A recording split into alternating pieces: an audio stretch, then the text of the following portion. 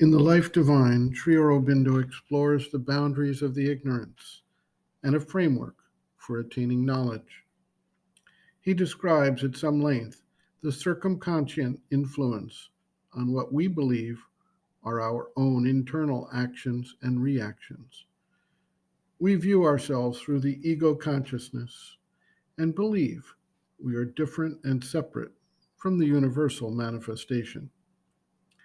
Yet, we are formed by and respond according to the forces active in the wider creation.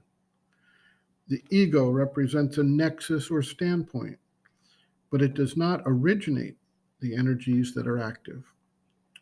One of the implications of this is that the struggles the Sadhak faces with the vital movements are not actually his own issues, but are forces that impinge from outside and call forth the habitual responses.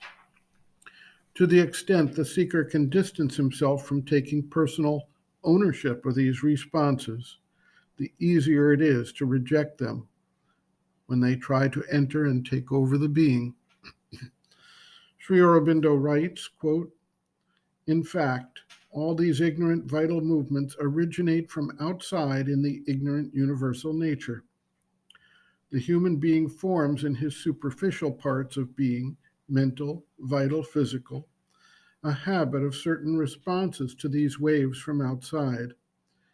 It is these responses that he takes as his own character, anger, desire, sex, etc., and thinks he cannot be otherwise.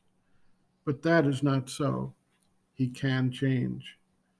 There is another consciousness deeper within him, his true inner self, which is his real self, but is covered over by the superficial nature. This the ordinary man does not know, but the yogi becomes aware of it as he progresses in his sadhana. As the consciousness of this inner being increases by sadhana, the surface nature and its responses are pushed out and can be got rid of altogether. But the ignorant universal nature does not want to let go and throws the old movements on the sadhak and tries to get them inside again. Owing to a habit, the superficial nature gives the old responses. If one can get the firm knowledge that these things are from outside and not a real part of oneself, then it is easier for the sadhak to repel such returns, or if they lay hold, he can get rid of them sooner. That is why I say repeatedly that these things rise not in yourself, but from outside. End quote. Reference, Sri Aurobindo, Integral Yoga, Sri Aurobindo's Teaching and Method of Practice. Chapter 9, Transformation of the Nature, Transformation of the Vital, pages 246 to 259.